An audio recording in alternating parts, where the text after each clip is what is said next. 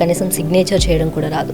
So అలాంటి వాళ్ళు సింగిల్గా వచ్చి పాస్పోర్ట్ని ఈజీగా పొందే అవకాశం ఉందా? ఏమీ తెలీదు అన్నప్పుడు ప్రతి గురువారం 9:30 నుండి 12:30 వరకు మన ఆఫీస్లో ఎంక్వైరీ ఉంటుందండి.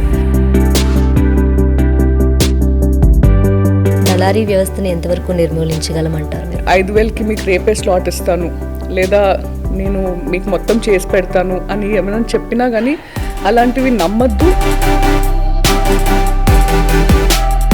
మద్రాస్ హైకోర్టు ఈ జూన్లో ఒక మహిళా పిటిషన్పై ఫారం జేలో అంటే భర్త అంటే సిగ్నేచర్ లేకపోయినా ఏది లేకపోయినా అది ఓకే కన్ఫర్మ్ అవుతుంది అని చెప్పేసి ఒక తీర్పు ఇచ్చింది. ఇప్పుడైతే మీరు రీఇష్యూ ఆఫ్ పాస్పోర్ట్కి వెళ్తున్నప్పుడు మీ దగ్గర స్పౌస్ పేరు ఇంక్లూడ్ చేయాలంటే మ్యారేజ్ సర్టిఫికేట్ లేకపోతే కనుక ఈ అనెక్షర్ జే ఇవ్వచ్చు.